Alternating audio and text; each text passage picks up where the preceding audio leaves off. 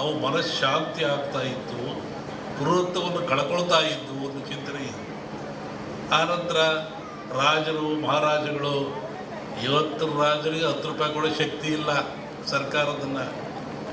ಆವತ್ತಿನ ರಾಜರುಗಳಿಗೆ ತಲೆಯನ್ನು ಕಡಿಸುವಷ್ಟ ಶಕ್ತಿ ಇತ್ತು.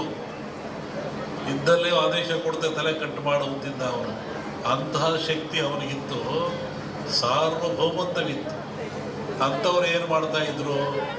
ನಾರುಮುಡಿಯಲ್ಲಿ, ಬರಿಗಾಲಿನಲ್ಲಿ ಕಾಡಿಗೆ ಹೋಗಿ, ಆಶ್ರಮಕ್ಕೆ ಹೋಗಿ, ಋಷಿಗಳ ಮುನಿಗಳಿಗೆ ಶಿರವಾಗಿ ಆ ಅಗ್ನಿ ಹೋಮದಲ್ಲಿ ಪಾಲ್ಗೊಂಡು ಸುಭಿಕ್ಷೆಯನ್ನು ಬೇಡ್ತಾ ಇದ್ರು, ನಾಡಿನ ಸುಖವನ್ನು ಬೇಡ್ತಾ ಇದ್ರು, ಆಶೀರ್ವಾದ ತಗೊಂಡು ಬರ್ತಾಯಿದ್ರು. ಅಂದರೆ ಈ ಹೋಮಗಳು ಆಧ್ಯಾತ್ಮಿಕವಾಗಿ ಹೌದು, ನಾಡಿಗೆ ಮಳೆ ಬೆಳೆ ರೋಗಗಳನ್ನು ದೂರ ಮಾಡುವಂಥ, ಆಯುಷ್ಯವನ್ನು ಕೊಡುವಂಥ ಶಕ್ತಿ ಹೌದು.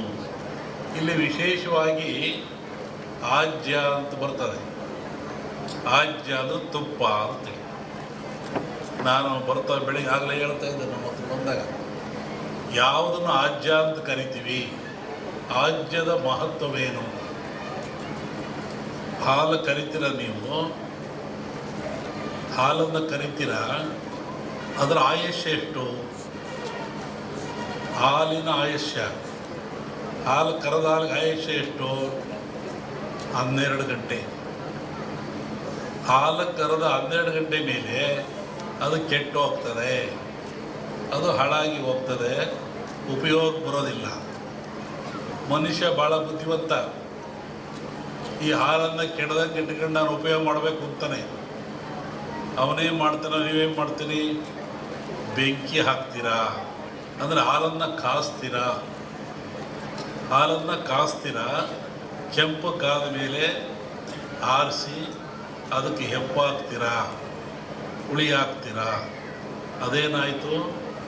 ಮೊಸರಾಯಿತು. ಹಾಲಿನ ಆಯುಷ್ಯು 12 ಗಂಟೆ, ಮೊಸರಾದ ಕೂಡಲೇ 24 ಗಂಟೆ. ಯಾತ್ರಿಂದ ಆಯಿತು? ಬೆಂಕಿಯ ಸಂಸ್ಕಾರದಿಂದ ಹಾಲು ಎಪ್ಪಾಗಿ ಮೊಸರಾಯಿತು. ಮೊಸರು 24 ಗಂಟೆ ಇರ್ತದೆ.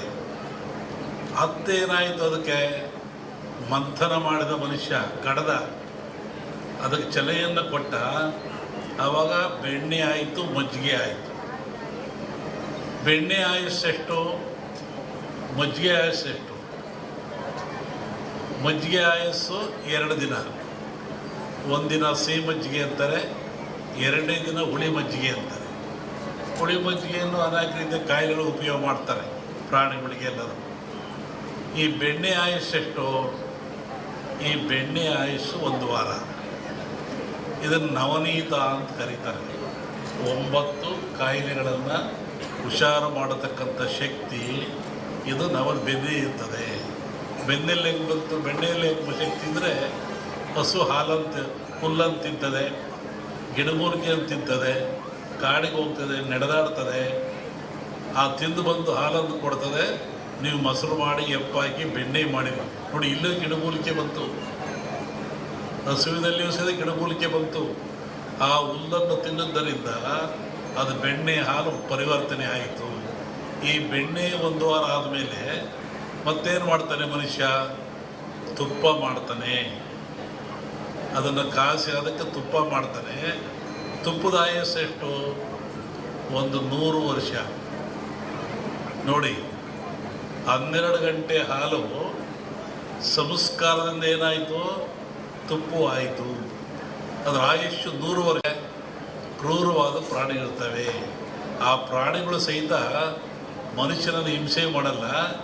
ಈ ಯಜ್ಞ ಮಾಡೋದ್ರಿಂದ, ಹೋಮ ಮಾಡೋದ್ರಿಂದ, ಆ ಬಂದ ಧೂಮದಿಂದ ಮನಸ್ಸು ಪರಿವರ್ತನೆಯಾಗಿ ಶಾಂತ ಸ್ವಭಾವಕ್ಕೆ ಬರ್ತವೆ. ಆವಾಗ ಮನುಷ್ಯನೊಂದಿಗೆ ಅವು ಸ್ನೇಹಿಗಳಾಗ್ತವೆ. ಅನೇಕ ಕಥೆಗಳನ್ನು ಕೇಳಿದ್ದೀವಿ. ಸ್ವಾಮಿಗಳಿದ್ದರು, ಅಲ್ಲಿ ಹುಲಿ ಬರ್ತಾ ಇತ್ತು, ಸಿಂಹ ಬರ್ತಾ ಇತ್ತು, ಹುಲಿ ಮೇಲೆ ಸ್ವಾಮಿಗಳು ಹೋಗ್ತಾ ಇದ್ರು. ಅಂದರೆ ಯಜ್ಞ ಯಾಗಾದಿಗಳ ಫಲದಿಂದ ಬರುವಂಥ ಹೋಮಾದಿಗಳ ಧೂಮದಿಂದ ಅವು ಮನಃಶಾಂತಿ ಆಗ್ತಾ ಇತ್ತು, ಪುರುತ್ವವನ್ನು ಕಳ್ಕೊಳ್ತಾ ಇದ್ದು ಒಂದು ಚಿಂತನೆ ಇದೆ. ಆನಂತರ ರಾಜರು ಮಹಾರಾಜಗಳು, ಇವತ್ತಿನ ರಾಜರಿಗೆ 10 ರೂಪಾಯಿ ಕೊಡೋ ಶಕ್ತಿ ಇಲ್ಲ ಸರ್ಕಾರದನ್ನು. ಅವತ್ತಿನ ರಾಜರುಗಳಿಗೆ ತಲೆಯನ್ನು ಕಡಿಸುವಷ್ಟ ಶಕ್ತಿ ಇತ್ತು.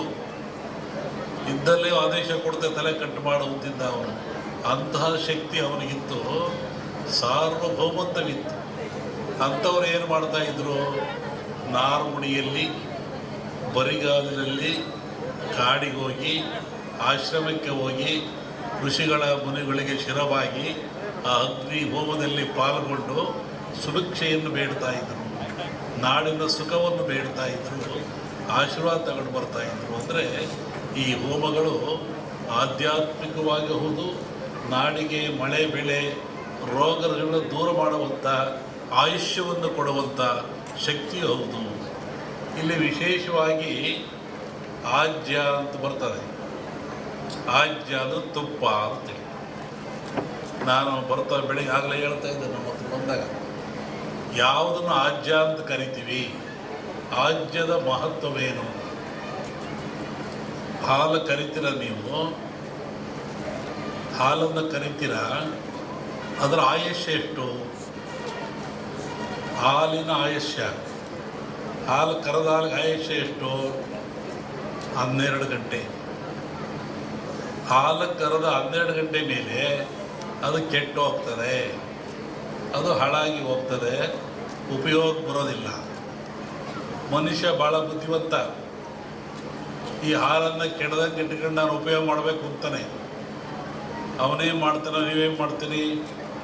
ಬೆಂಕಿ ಹಾಕ್ತೀರಾ, ಅಂದರೆ ಹಾಲನ್ನು ಕಾಸ್ತೀರಾ. ಹಾಲನ್ನು ಕಾಸ್ತೀರಾ, ಕೆಂಪು ಕಾದ ಮೇಲೆ ಆರಿಸಿ ಅದಕ್ಕೆ ಹೆಪ್ಪು ಹಾಕ್ತೀರಾ, ಹುಳಿ ಹಾಕ್ತೀರಾ. ಅದೇನಾಯಿತು? ಮೊಸರಾಯಿತು. ಹಾಲಿನ ಆಯುಷ್ಯು 12 ಗಂಟೆ, ಮೊಸರಾದ ಕೂಡಲೇ 24 ಗಂಟೆ. ಯಾತ್ರಿಂದ ಆಯಿತು? ಬೆಂಕಿಯ ಸಂಸ್ಕಾರದಿಂದ ಹಾಲು ಹೆಪ್ಪಾಗಿ ಮೊಸರಾಯಿತು. ಮೊಸರು 24 ಗಂಟೆ ಇರ್ತದೆ. ಹತ್ತೇನಾಯಿತು? ಅದಕ್ಕೆ ಮಂಥನ ಮಾಡಿದ ಮನುಷ್ಯ, ಕಡದ, ಅದಕ್ಕೆ ಚಲೆಯನ್ನು ಕೊಟ್ಟ.